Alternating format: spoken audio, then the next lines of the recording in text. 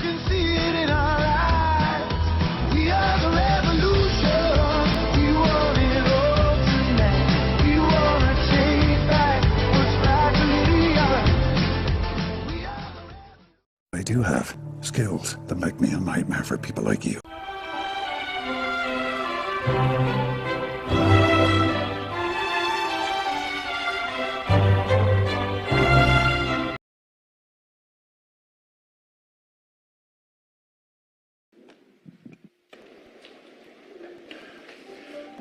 Mr. Merrick, Dr. Jackson, may I, in terms of the Inquiries Act, ask you as follows. Do you solemnly, sincerely and truly declare and affirm that the evidence you will give before this Commission will be the truth, the whole truth and nothing but the truth? Yes, I do. Thank you. Mr. Merrick. Thank you, sir. Tēnā koe te rangatira nau mai, ora mai, tēnei noanga o tēnei komihana. Just before we start, there's behind tab 6 of the volume in front of you, the folder in front of you. There should be that folder which is sitting in front of you. I think a signed copy of your brief of evidence. Can I just get you to cite that and confirm that that is your brief of evidence and is true and correct, to the best of your knowledge? Thank you.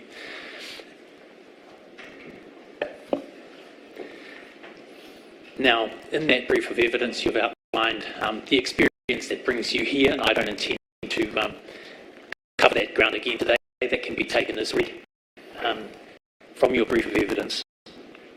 And so, what I wanted to do simply is to hand over the time to you to pick up from where you feel it's the best place to start, and we can go from there.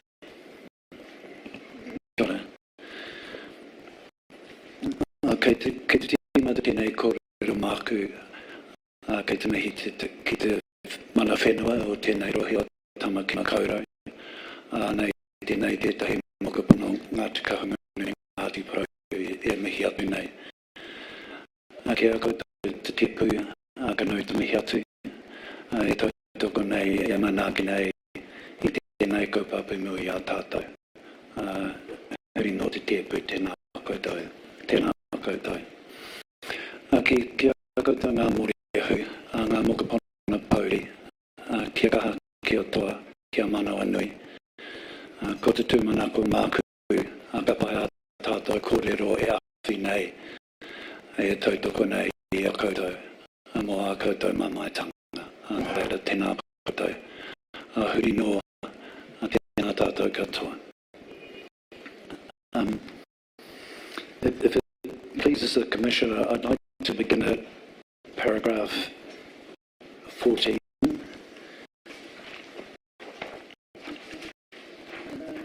Which refers back to the biographical detail which informs this brief. But I do want to begin there because I say that in presenting my brief, I am mindful and respectful of the evidence that will be given to this tribunal by others, and particularly those who have suffered abuse while in state or church administered institutions. I acknowledge and honour the evidence. They're the proper commentators on this kaupapa, and I only hope that this brief may give some context to their words and some explanation of the ways in which successive governments have failed them.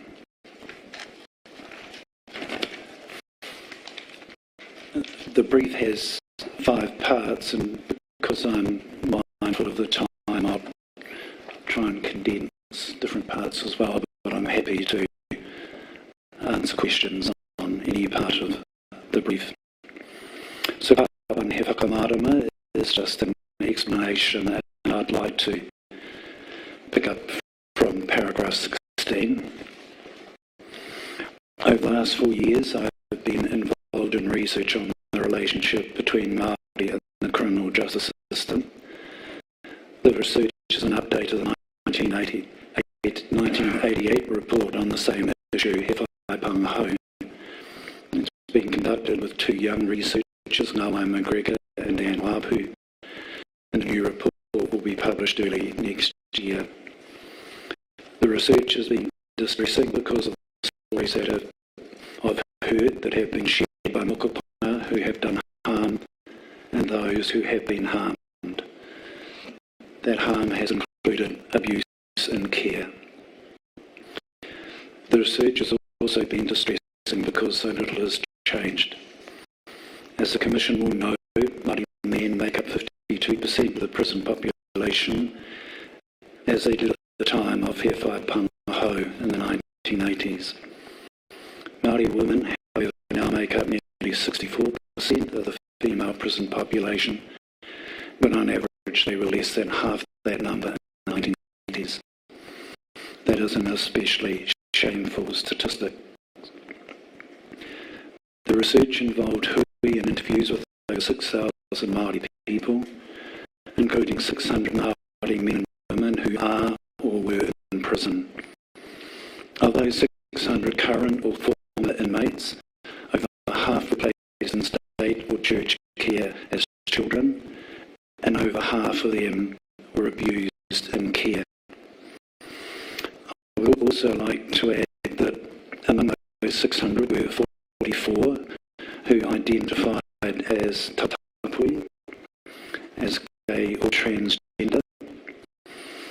Over half of those were also placed in care, and all of those tatapui were abused in care as children. Their treatment or mistreatment in care was part of their almost inevitable progression into prison. Many of them are still comparatively young and suffered abuse in institutions after 1999. It was a matter of concern that they may not have had the opportunity to tell their stories to this Commission. It is my earnest hope that the Commission will exercise its discretion in a helpful way to address the abuse suffered by those victims. The abuse which our research uncovered and the ensuing trauma which the victims have suffered did not only make the work personally difficult, it also compelled us to look at causative and systemic factors in a quite different way to that which was adopted in He Whai Pāngaho and indeed in most other criminological research. An important part of that difference has been shaped by the fact that the research for the first time includes comparative analysis of the incarceration of other Indigenous peoples in Canada, the United States and Australia. The high incarceration rates in those countries are similar to the rates in this country. What is also disturbingly similar is that all four countries have followed the same trajectory of colonisation and have employed similar ideologies and practices. The comparable injustice of the current rates of Indigenous incarceration, in our view, flows from those colonising similarities, which prompted a quite specific research question: why do states with a history of colonisation imprison so many Indigenous peoples? It became clear in the course of the research that such a question was not only appropriate but necessary. Indeed, there seemed to be clear symmetries between the injustice of colonisation and the injustice of disproportionate Indigenous incarceration, which was system-based rather than offender-specific. It is my considered view that the abuse of Māori children in care also arises from the same context, as indeed does the abuse of all children. Colonisation is an inherently abusive process. I accept with considerable sadness that many of those who will speak to this Commission about abuse will be Māori. For some time now, the statistics about Māori overrepresentation in negative social and economic spheres has been regularly and publicly cited. If I move to paragraph 27, however, while the overrepresentation may be known, there seems less understanding about why Māori are so overrepresented. Some governments have appeared eager to invest in programs targeting Māori outcomes, but have been less willing to properly consider the reasons for the disproportionality. And if I can just interpolate here, that is why it was important to us to make those comparisons with Canada, Australia and the United States. I believe that this Royal Commission offers an opportunity for New Zealand to grapple with those reasons. In my considered view, they are unavoidably linked to the history of colonisation and the failure of successive governments to honour Te Tere Te Waitangi. To honestly consider the issue in this way is to necessarily consider how colonisation evolved as a transnational process of dispossession that has had destructive effects on Indigenous peoples throughout the world. An interrogation of its systemically violent and racist nature helps position the recent and current abuse of Māori children, and indeed all children, in a context where understanding and eventual resolution might be achieved. And my friend Rawiri and Alison also alluded to some of that history, but I'd submit that reckoning with colonisation and acknowledging the constitutional implications of that reckoning will help better develop policies to care for children and vulnerable people. That will require a certain courage, which I hope the Commission will feel able to express. I know that the Commission is aware of the work done in other jurisdictions to consider related issues, such as the Australian inquiry into stolen generations and the Canadian inquiry into residential schools. However, I'd like to quote from the executive summary of the Canadian inquiry's report, as it provides the transnational colonising context referred to earlier and illustrates the harsh complexity of the issue. To quote, Canada's residential school system for Aboriginal children was an education system in name only for much of its existence. These residential schools were created for the purpose of separating Aboriginal children from their families in order to minimise and weaken family ties and cultural linkages, and to indoctrinate children into a new culture, the culture of the legally dominant Euro-Christian Canadian society, led by Canada's first Prime Minister, Sir John A. Macdonald. The Commission heard from more than 6,000 witnesses, most of whom survived the experience of living in the schools as students. The stories of that experience are sometimes difficult to accept as something that could have happened in a country such as Canada, which has long prided itself on being a bastion of democracy, peace and kindness throughout the world. Children were abused physically and sexually, and they died in the schools in numbers that would not have been tolerated in any school system anywhere in the country or in the world. Getting to the truth was hard, but getting to reconciliation will be harder. It requires that the paternalistic and racist foundations of the residential school system be rejected as a basis for an ongoing relationship. Reconciliation requires that a new vision based on commitment to mutual respect be developed. It also requires an understanding that the most harmful impacts of residential schools have been the loss and self-respect of Aboriginal people and the lack of respect that non-Aboriginal peoples have been raised to have for their Aboriginal neighbours. Reconciliation is not an Aboriginal problem, it is a Canadian one. Virtually all aspects of Canadian society may need to be reconsidered. I believe that the observations of the Truth and Reconciliation Commission are relevant to the work of this Commission. Although the experience in this country has been different in many ways, the intent and indeed the underlying and purposeful ideologies of colonisation colonisation have been the same. It is that belief which most guides this brief. The context of colonisation. I understand that many others who will speak to the Commission will address the issue of colonisation. I would like to focus specifically on its ideologies as well as its effects, and we'll discuss how the issues before the Commission are inevitably framed by its violent history in this country.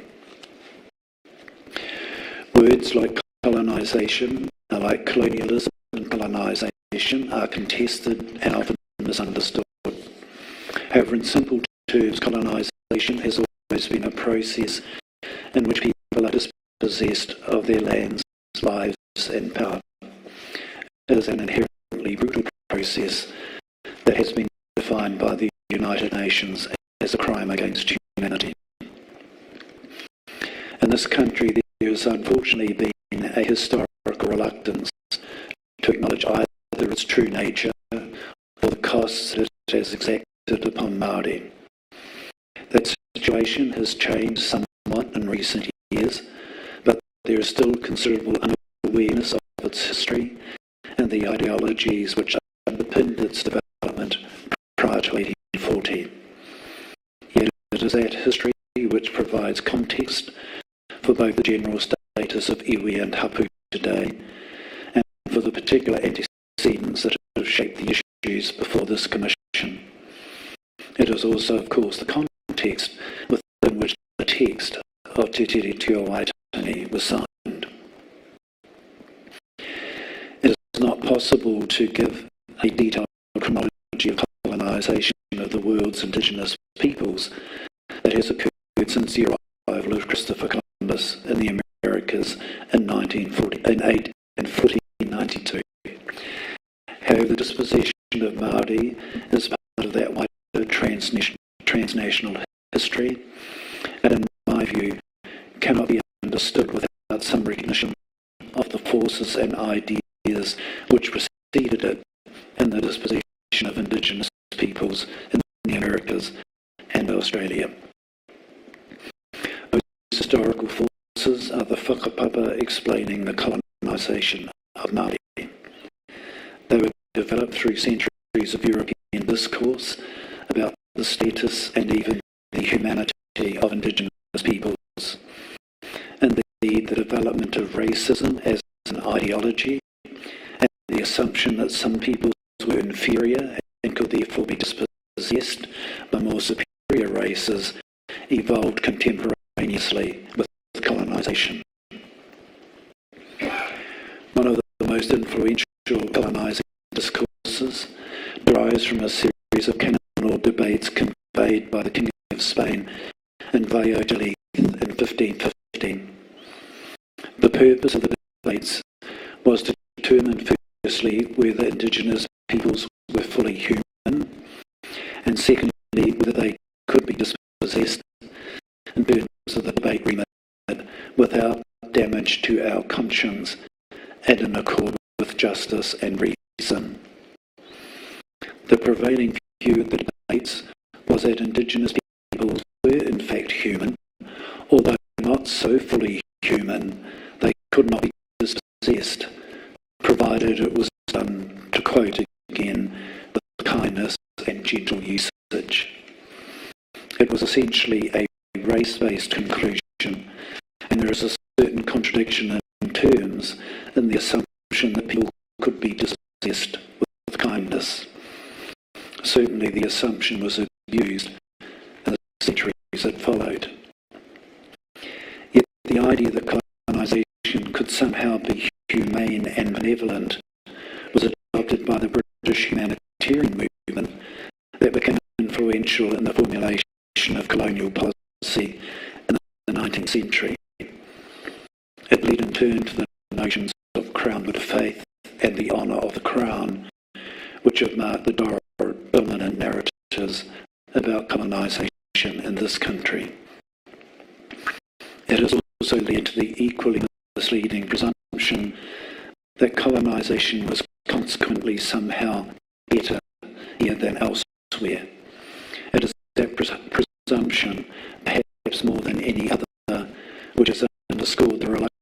to honestly discuss colonisation as both a history and an ongoing reality.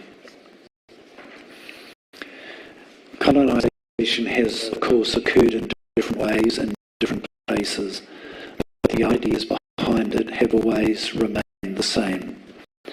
So too have all the costs for Indigenous peoples, because its very taking has always been destructive and traumatic. In this country, the misremembering of colonisation as somehow better has led to an abstraction of those costs, which distorts their true and ongoing nature. For taking away the land from people who live as people of the land is not simply some passing land loss. It is an ongoing rupture that fractures the essential spiritual and practical ties to identity and belonging. A people cannot be tangata whenua if they have no whenua to be tangata upon. Taking people's lives and the simple tragedy of loss induces a collective intergenerational grief that compounds the trauma of the other takings. In such circumstances, the possibility of maintaining a nurturing sense of cultural integrity and collective strength is necessarily diminished. Each taking merges historically in colonisation's ultimate goal, which is to assume power and impose legal and political institutions in places which already have their own. It means subordinating the power of iwi and hapu mana and tino rangatiratanga, or self-determination, and thus limiting the ability to properly protect what are the most important taonga for any people, the land, the culture, and the mokopuna. In that context, the taking of Māori children has been a cost that has been both intensely personal and inherently political. The presumed right to do so was derived from the same racist presumptions of European superiority that marked colonisation as a whole, and the attendant belief that Indigenous children needed to be saved, civilised, and protected from themselves. Indeed, the ethos of saving and protecting was a key part of the humanitarian ideology. Its precedents were established in the dialectics developed out of the debates and given practical transnational effect, for example, in the process of uplifting and placing Indigenous children in residential schools in the United States and Canada that was referred to earlier. A brief examination of the policy may be helpful to the Commission. One of its earliest proponents in the United States and the director of the first residential school was Richard H. Pratt, who outlined his philosophical intent in a paper at the 19th Annual Conference of Charities and Correction, in which he said, to quote, "A great general has said that the only good Indian is a dead one, and that high sanction of his destruction has been an enormous factor in promoting Indian massacres. In a sense, I agree with the sentiment, but only in this, that all the Indian there is in the race should be dead. Kill the Indian in him and save the man." The aim then was to take the Indianness out of the children in order that they might be successfully assimilated into the superior European civilization. In many ways, the policy simply reflects the abusiveness that is systemic colonization as a process.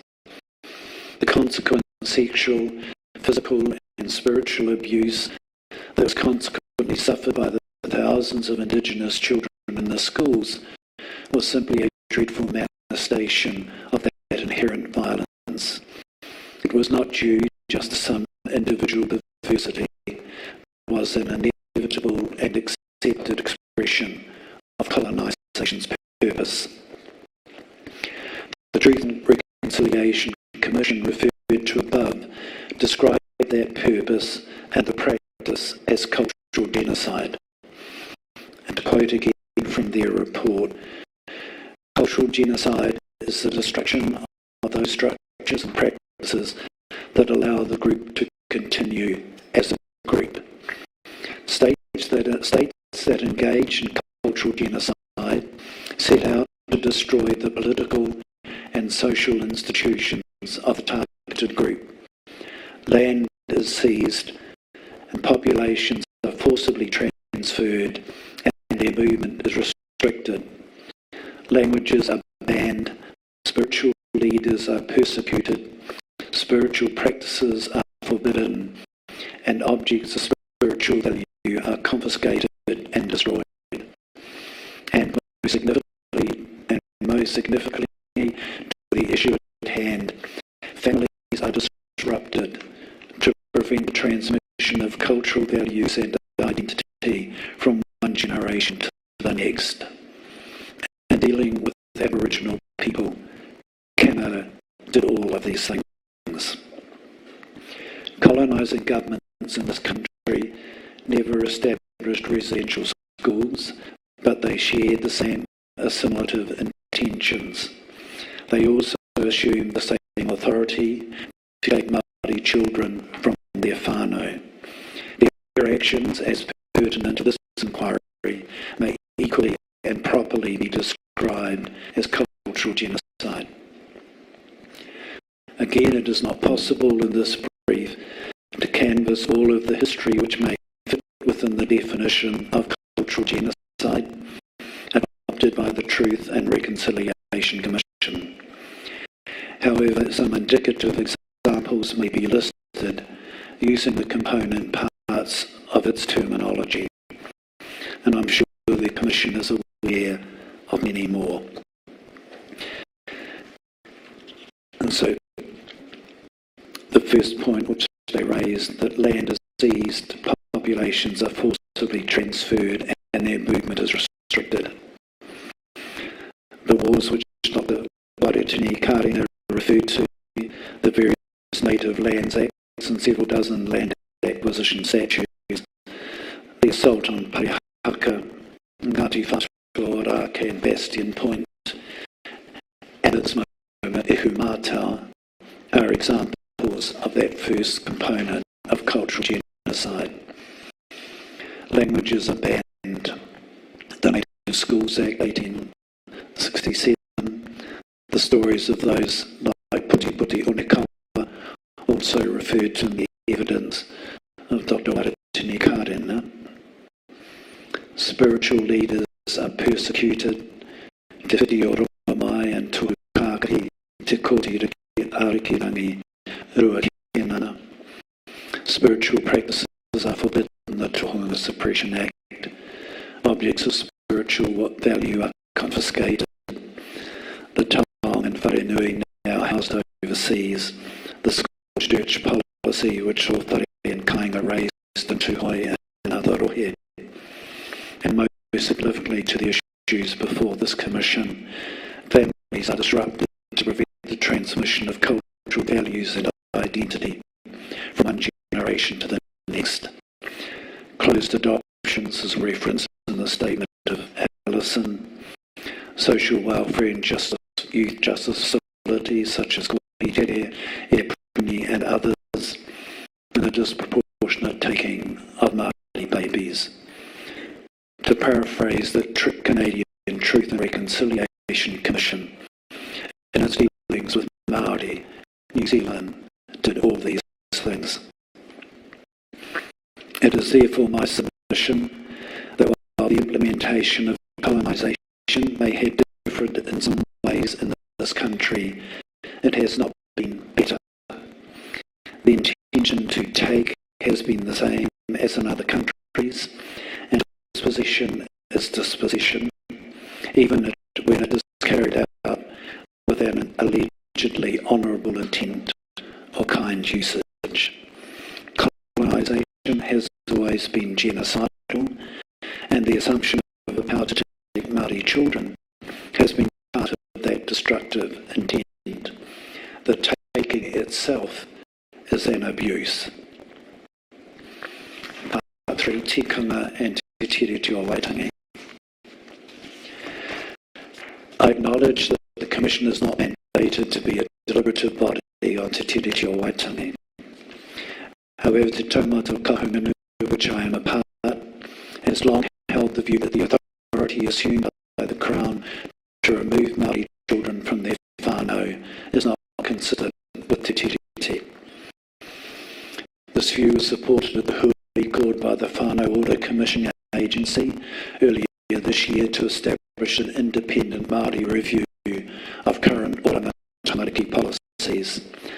A member of the governing body for the review, Dame Native Lavish, stated, "Our tūpuna did not sign te tiriti giving permission for the Crown to take our tamariki." For that reason, I hope it might be helpful for the Commission to briefly canvass the consistent Māori understanding of te tiriti, as it indicates the grounds upon which the taking and abuse of Māori children is regarded as a breach of te tiriti. It also presages the suggested resolutions outlined later in this brief. And I'll try to paraphrase the next few paragraphs, if that's all right for the Commission. History shows that every society realises very early on that it cannot survive in a lawless state. They therefore establish ways of ensuring social cohesion and harmony by developing a philosophy or jurisprudence of law, as well as a discrete legal system to give effect to it. In paragraph 61, iwi and Hapu long ago developed a law or tikanga that grew out of the stories and culture that developed in this land. It developed from philosophies to do with the sacred interrelatedness of whakapapa, as well as from precedents and customs devised by the tūpuna. It recognised the need for sanctions, but stressed the ethical base of any behaviour and sought reconciliation rather than punishment. It recognised the relationships between people and every part of the universe, both seen and unseen, physical and spiritual. Perhaps the clearest example of the efficacy of tikanga as law is seen in the ceremonies that were performed when a baby was born. The rites of birth, R-I-T-E-S, the rites of birth associated with naming and blessing the child were not just a cultural celebration, but a legal affirmation of the rights or entitlements that would vest in the child as he or she grew into adulthood. They established the child's tūranga waiwai and the interest in title and land that went with his or her whakapapa. At the same time, they were a public declaration of the collector's obligation to care for and protect the child.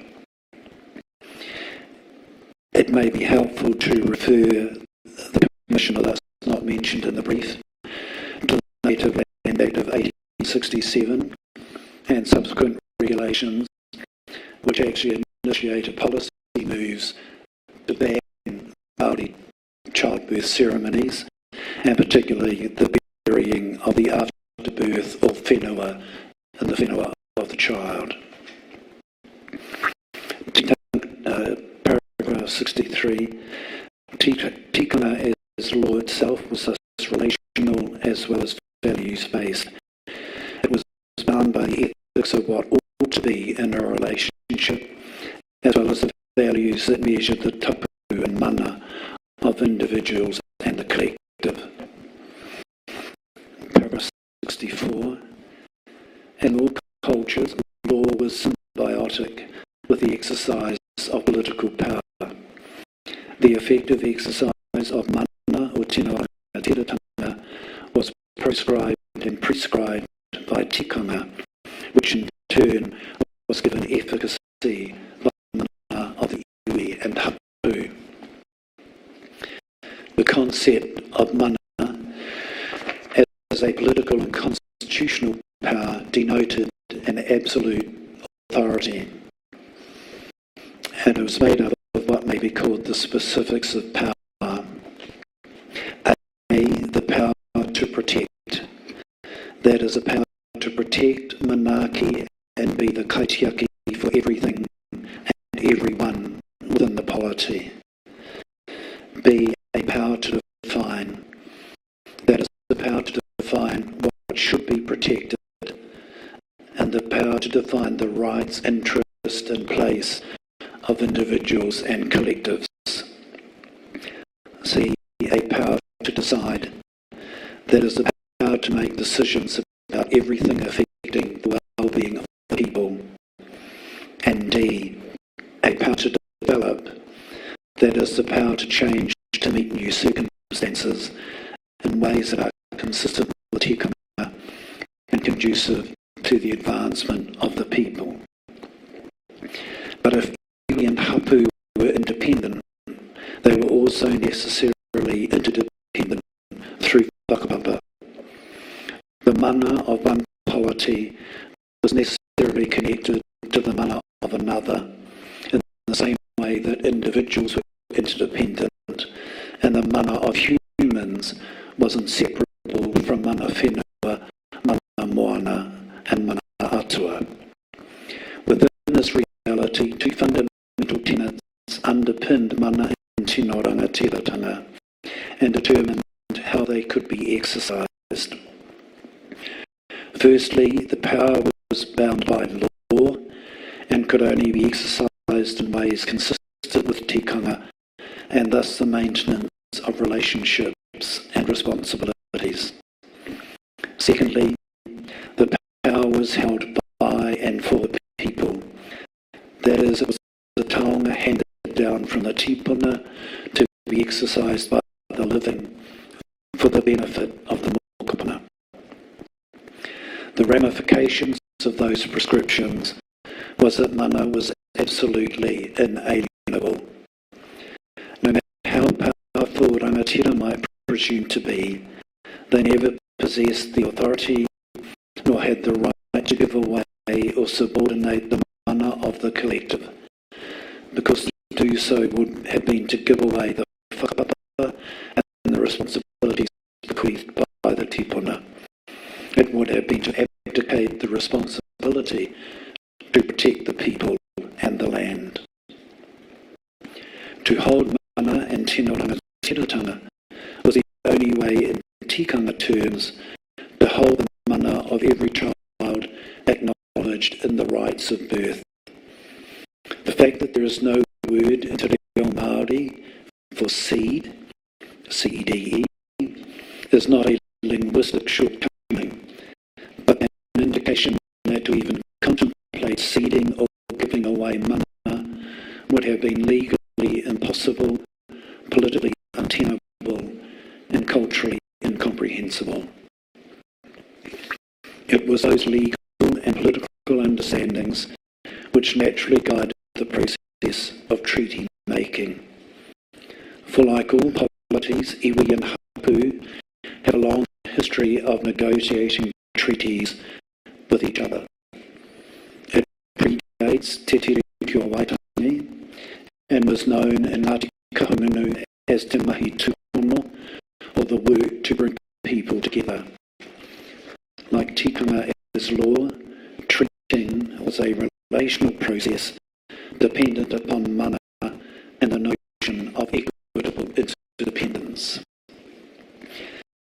The important question in situating Te Tiriti in the Māori reality, therefore, is not whether rangatira understood sovereignty, a preoccupation of many Pākehā historians and jurists, but whether they understood mana. Sovereignty, after all, was a foreign concept of power, and because the evidence shows that all of the understandings reached by the rangatira in relation to Te Tiriti were concluded in Te Reo, rather than a foreign language, the key interpretive lens obviously mana and tino rangatira, with all of the implications and absoluteness. The evidence in iwi histories in Te Reo before and at the time of the signing clearly indicates that rangatira were mindful of their responsibility to preserve and even enhance the mana they were entrusted with. In 1840, they could only act according to tikanga and commit the people to a relationship that was tika in terms of their constitutional traditions. The constant statements in those history that the words in Te Tiriti do not envisage or permit a cession of mana or even a recognition of some sort of overarching crown authority, therefore reaffirm a fundamental Māori truth. They simply could not consent to something that was not only contrary to law, but also the very base upon which iwi and hapu society was built. That truth points to an obvious Māori meaning to Te Tiriti, which the Waitangi Tribunal reaffirmed in its first stage report on the Paparahi o Te Raki claim, he whakaputanga me Te Tiriti.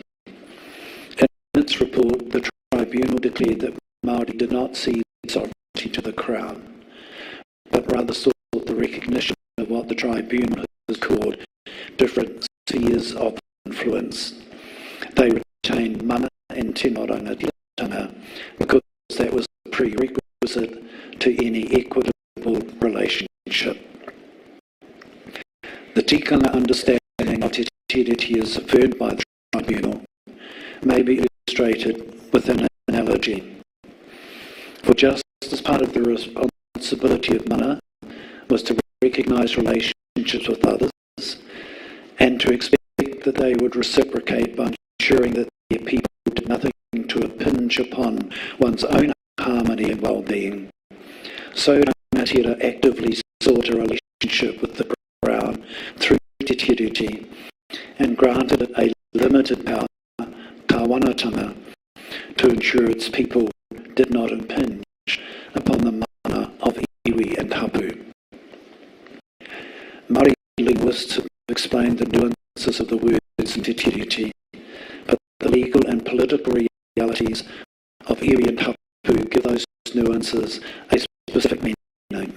If mana was not ceded, then Te Tiriti was a Māori reaffirmation of a tikanga-based expectation that iwi and hapu would continue to have the authority to protect their mokopuna. The subsequent usurpation of that authority by the Crown may, in my view, consequently be seen as a breach of Te Tiriti. The fact that such a tikanga-based understanding has been dismissed in the colonising history since 1840 does not invalidate it. Rather, it merely indicates the steps this country still needs to take to properly honour Te Tiriti. It also indicates that there is already a Te Tiriti-based framework in place that could justly provide both a measure to assess the wrongs of the abuse and care and a way to prevent such harm in the future. Part 4, Puao Chapter 2 and its aftermath. And because this has been covered in some detail already, I would like to refer the Commission to paragraph 80. After Puao Chapter 2 was released, a Māori resource group was established. Among its deliberations was a consideration of the prevailing convention of the time that the Director General of Social Welfare was the guardian of children in care in New Zealand. The resource group suggested that if those children were Māori, then the proper tiriti and whakapapa-based guardian was the iwi, hapu and whānau. The suggestion was never acted upon, but it was a genuine attempt to give effect to the power to protect mokopuna, which was reaffirmed in Te tiriti.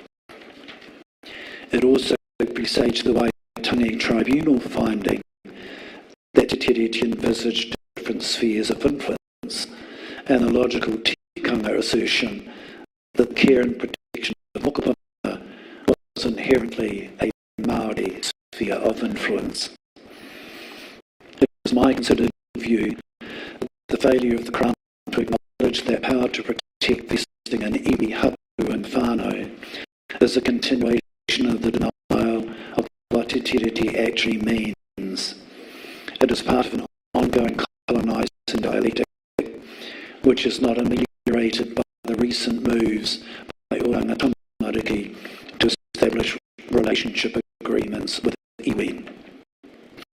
While those agreements are a positive initiative entered into by iwi and officials of oranga tamariki with good intent, they do not address the power imbalances in the current iteration of treaty partnerships.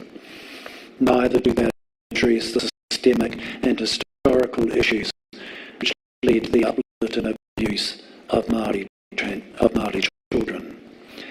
That kind of transformational change will only come with a meaningful honouring of Te Tiriti and a different constitutional arrangement between the Crown and iwi and hapu. And so the final part of my brief, constitutional transformation and the care of mokopuna.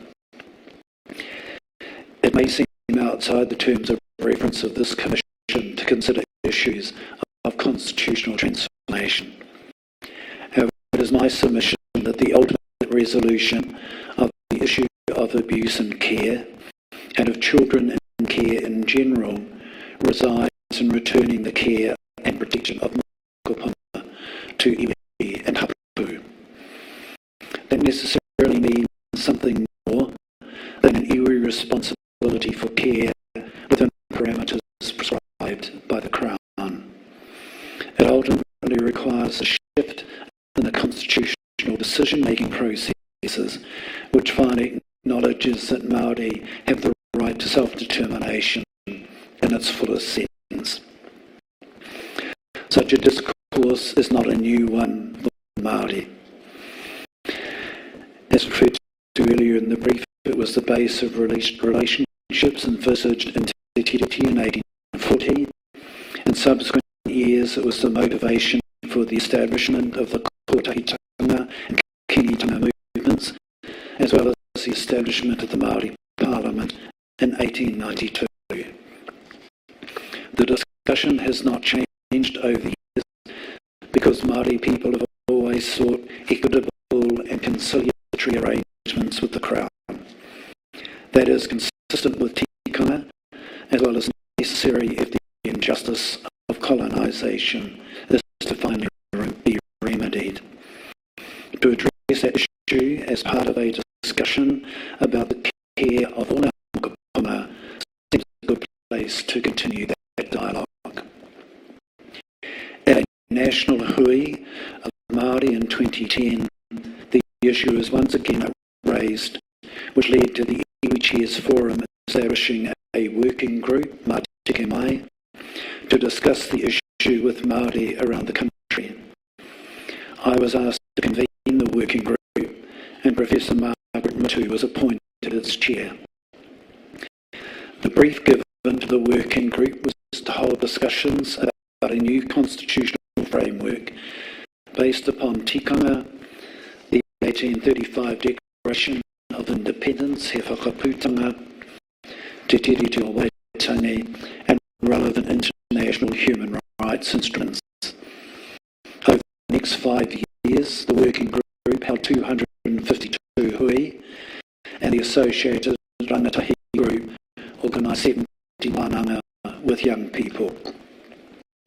The report of the working group, He Whakarohere Whakaumu Mo Aotearoa, was released on Waitangi Day in 2016. It's not appropriate to discuss its findings in detail before the Commission, but it may be helpful to outline the main Tiriti-based values that are identified as they are pertinent to the creation of a truly treaty-based society where all mokopuna may be safe and cared for. Although the values we discussed as prerequisites for constitutional transformation, they may also be seen as interrelated parts of a wider ethic of caring. The first is the value of place. That is a need to promote good relationships with and ensure the protection of papa tuanuku, so that all who mokopuna might live with manaakitanga and aroha. The value of tikanga, that is the core ideals that describe the ought-to-be of living in Aotearoa and the particular place of Māori within that tikanga.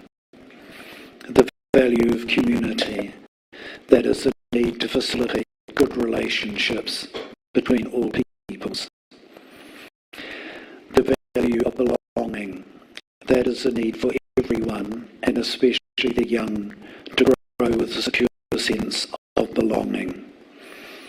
The value of balance, that is a need to maintain harmony in all relationships in whānau and within the wider community.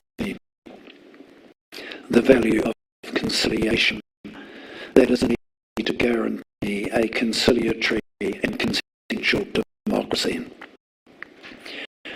Two major themes were identified at every hui and underpin the values outlined above.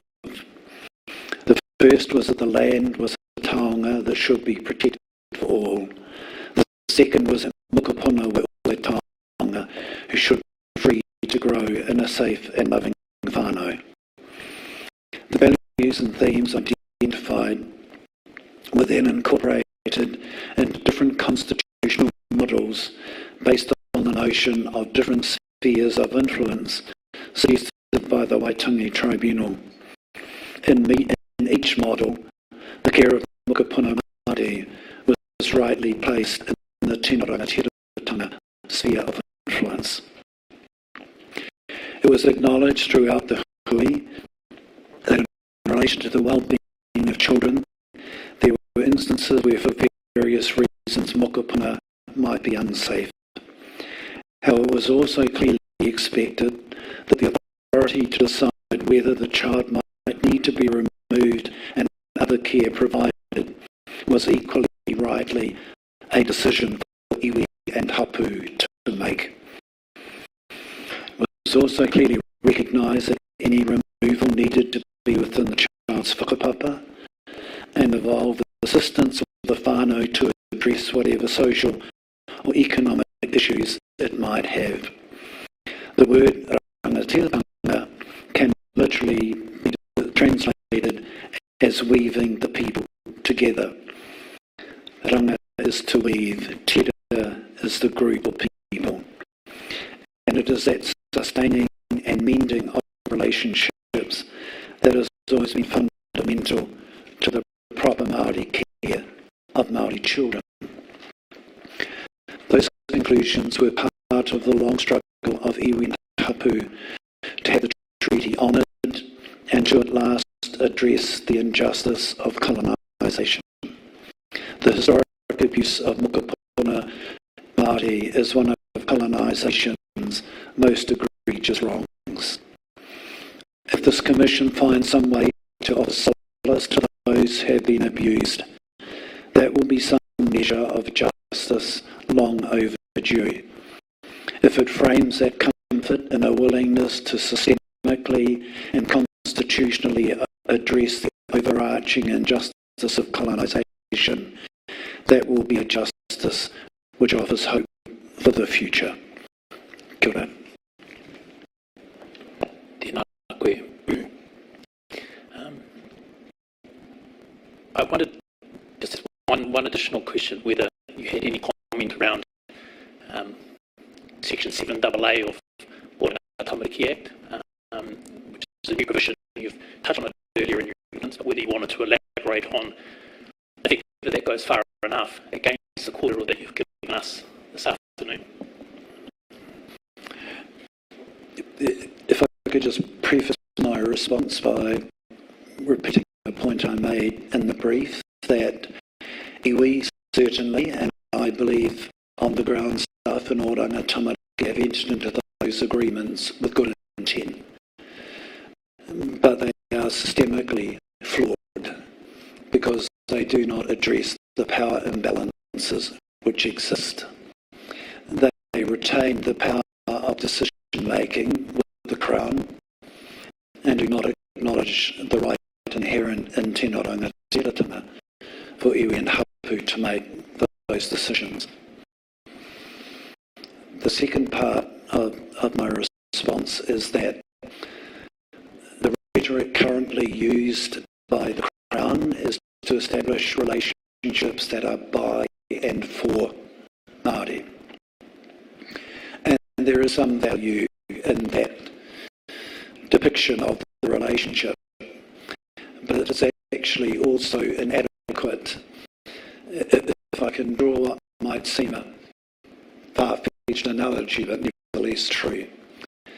When Abraham Lincoln gave his famous Gettysburg Address during the American Civil War, he spoke about the return of government of the people, for the people, by the people.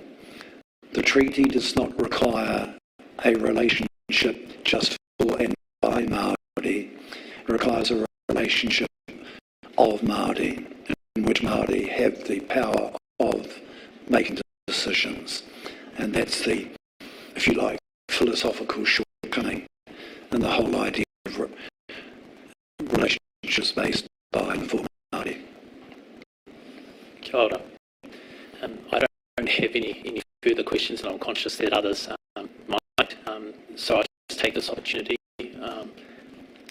Kei te kōtuku re ringatahi, te rangatira, tēnā te nui I tō kōrero rangatira. Kia rangatira tēnei kaupapa I tēnei rā, ana nei rā tēnei te mihi ki a koe.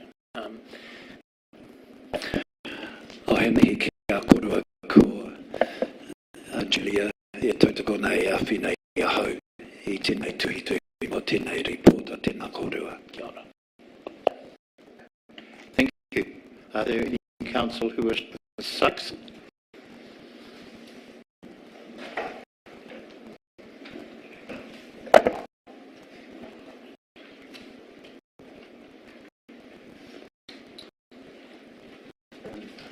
Kei te tū ki te tautoko I ngā mihi ponihea kia koe e kia nei te tohunga I pupuri te mauri o tō tātou nei treaty. E mihi mai hoa tēnei kia kotau o Ngāti Kahuane Ngāti Porou. Hei manaki hei aki a koe I runga I whakaro me whai tonu I tēnei reanga mana motuhake mō tō tātou nei a treaty. I me taua tūāhutanga e mihi whakatau tēnei. Ka huri atau ki tērā o ngā reo me patapata he wāhanga poto engari he wāhanga nui ki nei aha kohe iti he paunamu.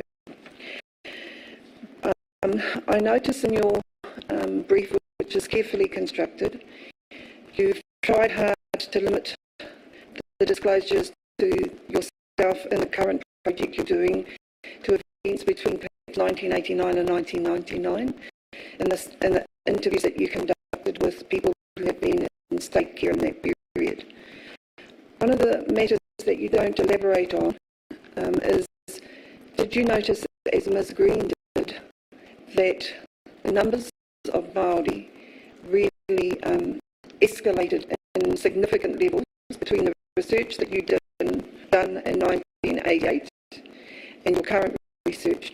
And I'd really like to focus on that period and the trends that you observed between 1988 and 1999.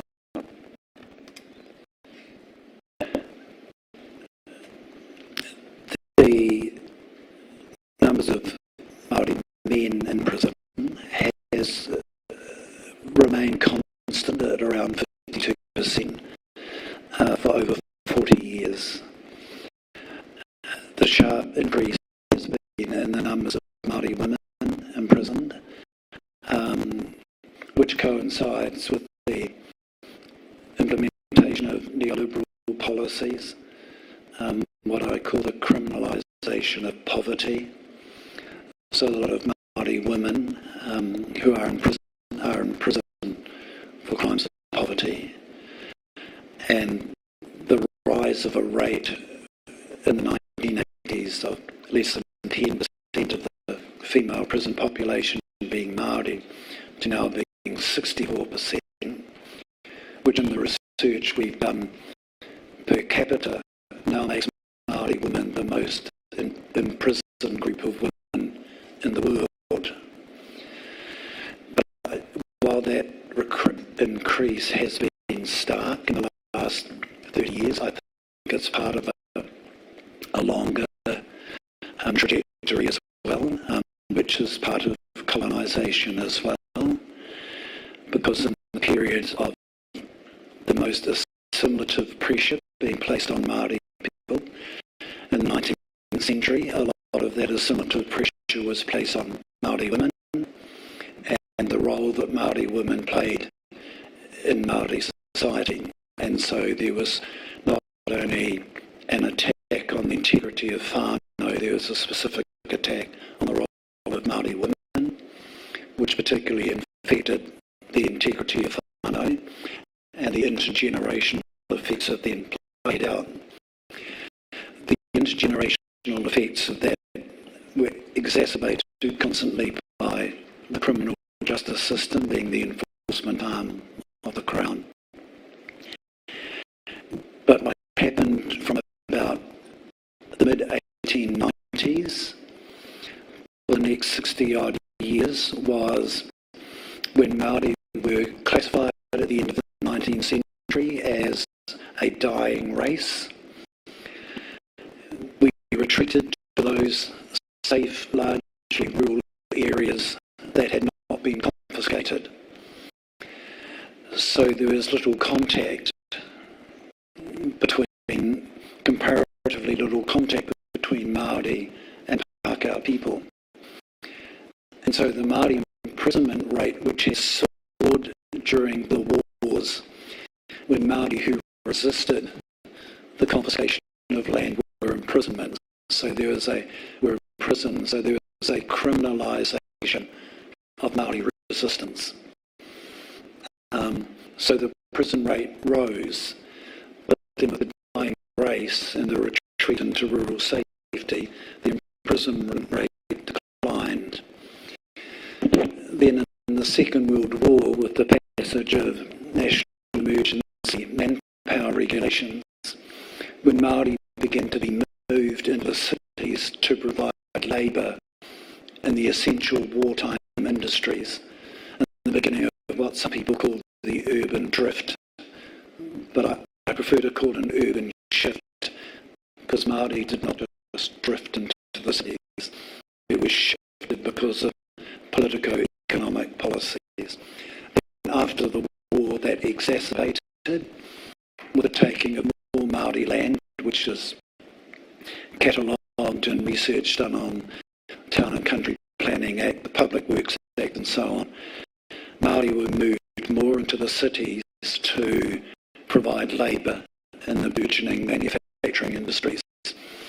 And as great contact occurred between Māori and others, then three things happened. Closed adoptions of Māori children were introduced. The first tranche of Māori children being taken into care occurred, and the rate of imprisonment of Māori began to rise. And those first generation of largely Māori boys who were taken from their family and placed in care in the 1950s were pipelined through to become the burgeoning Māori male imprisonment rate in the 60s and 70s. And so that those statistics are traceable, and then they begin to rise again with Māori women in the 1990s, and that coincides with an increasing number of Māori girls being taken into care in the 1970s and 80s. So there is socio-economic policy of that period, and I'm talking 60s, 70s, 80s, that are causing a transmigration shift of Māori whānau from rural areas to urban communities. There's economic pressures. What's happening to the cultural identity of those whānau and cultural connections of those whānau, and were there any policies that impacted on their ability to retain that identity? If I could perhaps just split up the answer with the latest criminal justice research we've done. Of the 600 Māori men and women we interviewed who are or were in prison, all of them were what would be called urban Māori. They were either shifted from their whānau, either shifted from their rural homelands into the cities, or they grew up in cities within their iwi, but with no access to land because the land in the iwi had been taken. Those who moved into the cities, the generation that moved were usually fluent in the reo, confident in their tikanga. The economic and social pressures, which I call the modern equivalent of colonising pressures, then made it really difficult to sustain those taonga, that integrity in the city environment. And because some of that generation had also been punished for speaking a reo, they chose not to hand it on to their children because the assumptive pressure was to learn English. And so in the 60s, 70s and 80s, you begin to see the marked decline of Māori language, for example, as the first language amongst the bulk of the younger generations. So I'm puzzled by the fact we see the revival of kohanga reo. Activists like myself and many others committed to the revival of reo Māori in urban and rural realities, and yet reading your evidence or listening to your evidence today, we see incarceration rates and the taking of children increasing at an exponential rate, notwithstanding that cultural revolution. Can you help me explain? And I want to limit it really to that period 1988 to 1999. There is now a growing cohort of prisoners and ex-prisoners who were children of kohanga reo and kura kaupapa, fluent in the language, confident again in their tikanga, as our generation hoped they would be. But that has not protected them from becoming pipelined into prison. Just as a number of the old people often say, well, people who were arrested in the 19th century for resisting colonisation were absolutely fluent in the reo, absolutely confident in the tikanga. So that's why I think it's important to look at other colonising countries like Canada, Australia and the United States and say, well, what is it about those societies, what is it about their histories which makes it more likely that Indigenous peoples will be imprisoned, whether they are secure in their tikanga or not? My last question is, your report in 1988, like the report that Ms Green took us to and the other report you've taken to us, all talked about children being placed in the sphere of influence where Māori had control and tino rangatiratanga over the decision-making of tamariki mokopuna rangatahi. Notwithstanding those recommendations in 1988, what have been the barriers to achieving that transformational change that certainly you and many other Māori leaders of that time, Sir John Leo, Dame Mirasazi, late Bishop Bennett, Bishop Verka, they were all part of that vanguard. What were the barriers to achieving their aspirations? It is essentially the unwillingness of the Crown to acknowledge the relationship which was actually entered into in Te Tiriti o Waitangi. It is an unwillingness of the Crown to have the imagination to imagine the justice of the relationship. It's been an unwillingness to acknowledge that if Māori are able to exercise Māori authority in a Māori sphere of influence, this country will not slide into the sea. And that's part of a process of the treaty journey, which we are still on. In the Constitutional Transformation Report, we recommended 2040, 200 years after the signing of the treaty, as a good point to envision a treaty-based constitutional relationship.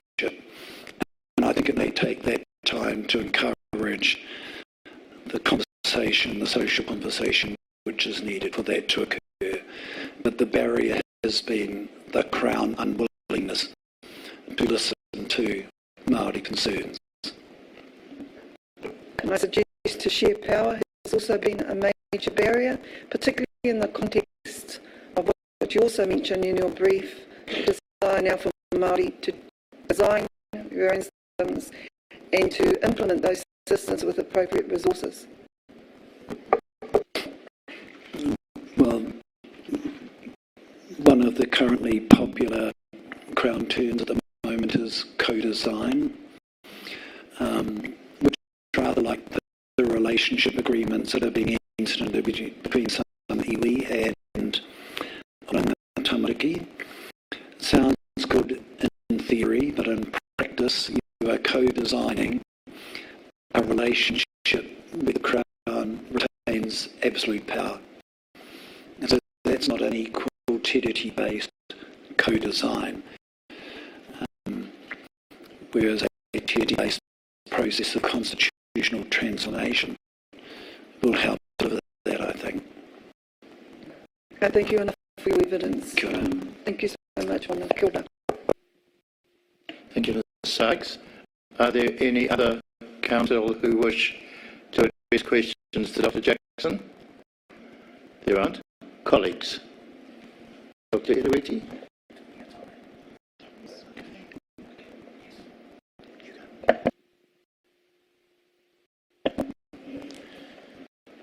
Tēnā koe te rangatira, ke mihi nui ki a koe. Dr. Jackson, if I was to ask you, as a long-standing champion of international Indigenous rights, a few questions. Firstly, about the Declaration on the Rights of Indigenous Peoples. It'd be useful to know, I think, the reasons why Māori and other Indigenous peoples journeyed all the way to Geneva in the 1980s to draft an international instrument on Indigenous rights, particularly given that there were the two international human rights covenants that have been in place for some time. Could you give us a reason for that mahi? Happy to do that. There is a whakapapa. In 1923, a delegation of rangatira,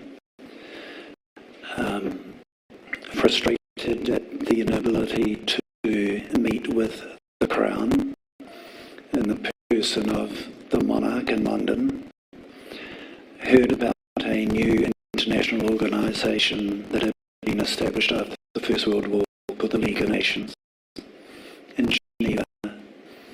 And so a group of rangatira travelled to Geneva in 1923 to petition the League of Nations about the grievances of our people, and they were refused admission because the New Zealand government had informed the other delegates that the League of Nations was a League of Nation States, and to quote the words, the native peoples waiting in the forecourt are not a nation. So those rangatira turned and sailed back home. One of them kept a diary, and on the day that they were declined admission, he wrote, "The halls of this palace are not yet ready to hear the voice of our people." 50 years later, in 1973, a group of Indigenous peoples, mainly from the Americas, travelled back to Geneva, which by then had become what had previously been the League of Nations. Palais de Justice had become the human rights headquarters of the new United Nations. And they travelled with the same hopes as the Māori delegation. And they too were declined admission. But every year after that they returned, asking for a place where their voice could be heard. And eventually, at the instigation of a number of Scandinavian governments, Norway, Sweden, and so on, enough state support was gathered to establish within the United Nations a working group on the rights of Indigenous peoples. And because my grandfather had been one of the Rangatira who travelled to Geneva in 1923, I was asked to be one of the Māori delegation that went to the first meeting of the working group in 1988. And we there drafted 2 agenda items for the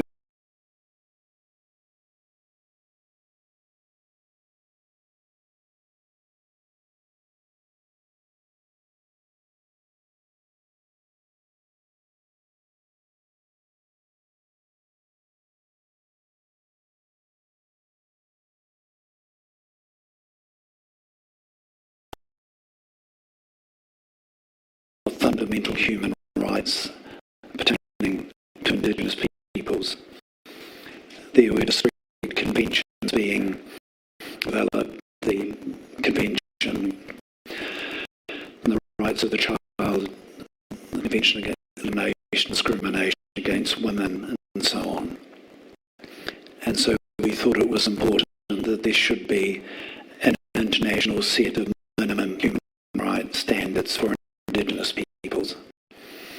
We also thought it was important because, as I alluded to in my brief in talking about the Bay of Duluth debates, colonisation was predicated on the less than full humanity of Indigenous peoples. And we felt that if there was a distinct statement of Indigenous human rights, it was one way of restoring the full humanity of Indigenous peoples. And so that was the consensus thinking, I guess, which led to the actual drafting. So they are human rights, but they are adapted and fit so that they are specific to Indigenous peoples around the world. Is that right?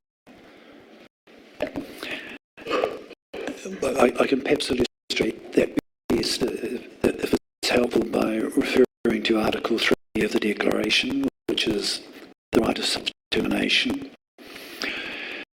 The major human rights conventions, the Convention on Civil and Political Rights and so on, have statements on self-determination. They say all peoples have the right of self-determination. And so what we did in the drafting of the Declaration, we took that article and just inserted Indigenous, so that in the Declaration it reads, all Indigenous peoples have the right of self-determination. And then the rest of the article articulates what that right is. But again, it was to recover that full humanity, that peoplehood, if you like, of Indigenous peoples around the world. Dr. Jackson, you mentioned the right to self-determination in your brief evidence and emphasised that. Are there other rights in the Declaration that you think are also important to this kaupapa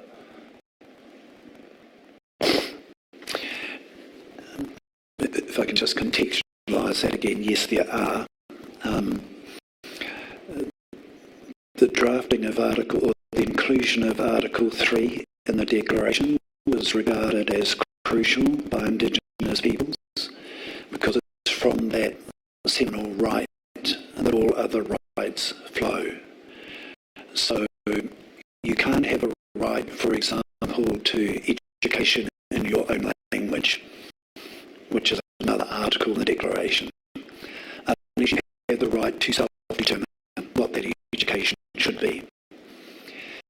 And so you can't have an effective right, say the rights of Indigenous women, of Indigenous children, of Indigenous old people and so on, which are also included in the Declaration, without that right of self-determination, because they are dependent upon the ability of Indigenous peoples to determine for themselves what those rights are. And so there are a number of distinct articles which I'm sure members of the Commission will be aware of, which relate to the well-being of children and so on, and they flow from Article 3 in my view. Dr. Jackson, you note also that when the Declaration was finally endorsed by the New Zealand government, several years after it was endorsed by the UN General Assembly, that there are a number of reservations that the state made against the Declaration. In your view, why was New Zealand so opposed to the Declaration, and in particular the right to self-determination?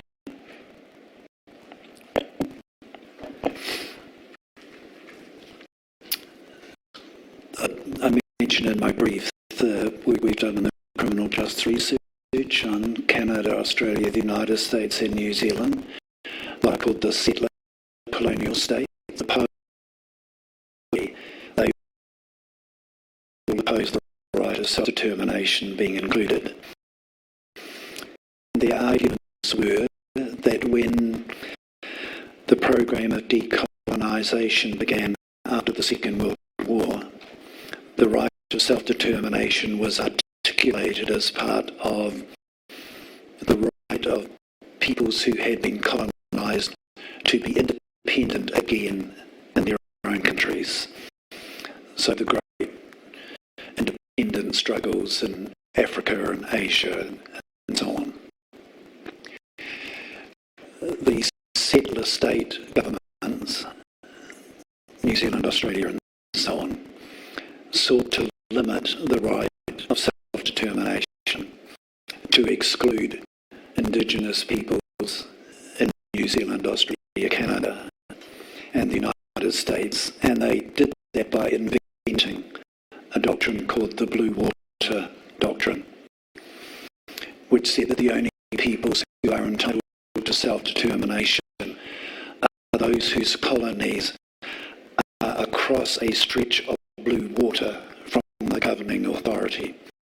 So Kenya was entitled, the people of Kenya were entitled under the configuration to self-determination because the metropole government was in London across a stretch of water.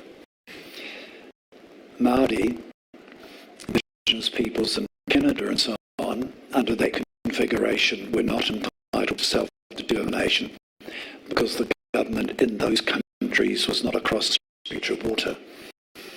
The settlers there did not go home, they came to stay. And so that rather fatuous distinction of a blue water colony was created. And so when Indigenous peoples began to talk about all peoples being entitled to self-determination, they resurfaced the blue water thesis. And when the vote was taken to ratify the Declaration in the General Assembly, as you all know, only 4 countries opposed it, and those 4 countries were New Zealand, Canada, Australia and the United States. When they subsequently acceded to the Declaration, they placed a number of reservations on it, including reservations on the right of self-determination. So it was fundamentally the right, the human right to equality, the basis for demanding the right to self-determination for Indigenous peoples, as with other peoples around the globe. What if we say that Indigenous peoples, say Māori people in this country, do not have full right of self-determination? Then we're actually saying that Māori are not fully human. We are not walking away from the dreadful legacy of colonisation. We are embedding the power structures within that legacy. And so either you have human rights because you are fully human, or you don't have them because you're not fully human. And the whole basis of human rights discourse is that, as the United Nations Declaration says, that all humans are born alike in freedom and dignity. It doesn't say some humans, it says all humans. And that's the basis on which the declaration was drafted, and I think it's the basis on which Te Tiriti o Waitangi should be understood. You just mentioned Te Tiriti o Waitangi, and I just wonder if we could shift to also consider if we have declaration, He Whakaputunga and Te Tiriti, about their relationship to one another. Are they mutually reinforcing? Are they slightly different in some way? Well, they're all about the full humanity of people. When our tipuna sought a relationship with the Crown, we had no concept of these people coming here were other than human. We recognised they were different. The term we've used in Kahunga has never been Pākehā. We've used the term Rereke. They were different, but they were human. There was never any presumption of otherwise, that in their own way they had whakapapa, they were mokopuna.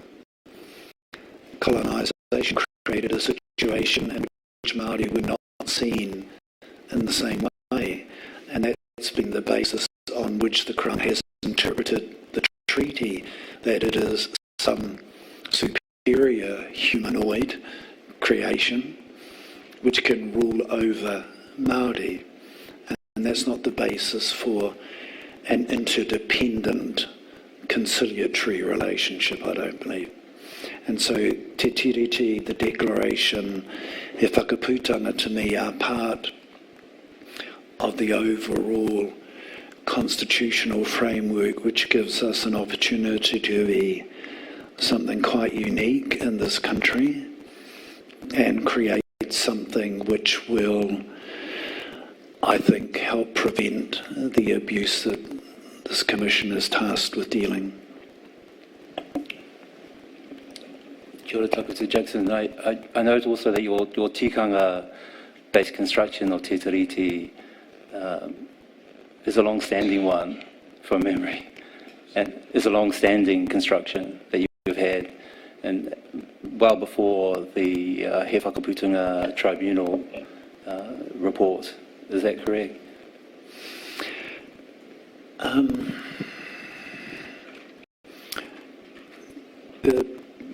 The notion that is fundamental to the treaty, and I talk about the treaty as the English words favoured by the Crown, is that Māori would do something which iwi had never done. There is nothing in Māori history where, say, tūhoi would voluntarily give away tūhoi decision-making authority to Ngāti Kahungunu. It's not a Māori reality. I actually don't think it's a human reality. I'm not aware of anywhere, say, in European history, where the King of England woke up one day and said, I'm going to give all the authority-making power that I have to the Emperor of France. It's just not a human. And so the notion that we would not have given away our authority, but sought an equitable, interdependent relationship with these new people is indeed a long-standing I think. Kia ora. And just finally, it's good to see that the legal historians have caught up with your construction in this one. So rather than piecemeal reforms at the bottom, if you like, the solution is what a starting point for Matiki Mai. The model is for fundamental reform at a constitutional level, reflecting those relative spheres of influence, tino rangatiratanga, and another sphere of influence for the Crown. And clearly, tamariki Māori fit within the rangatira sphere. So does it follow that, from this model, that in the Crown sphere of influence, that it's confined to non-Māori Pākehā children?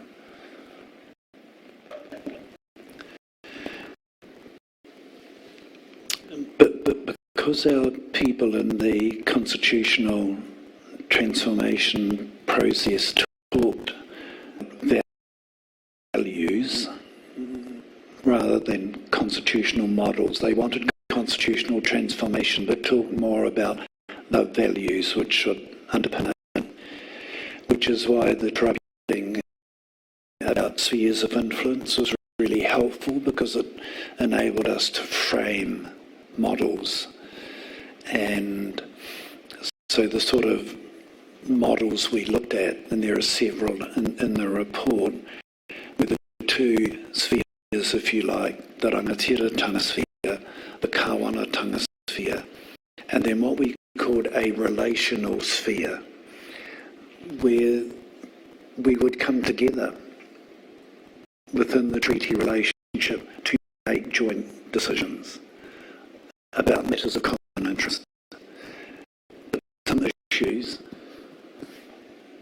are so values-based within tikanga, for example, such as mokopuna, that would clearly be within a sphere, not be isolated spheres because we share because of identity.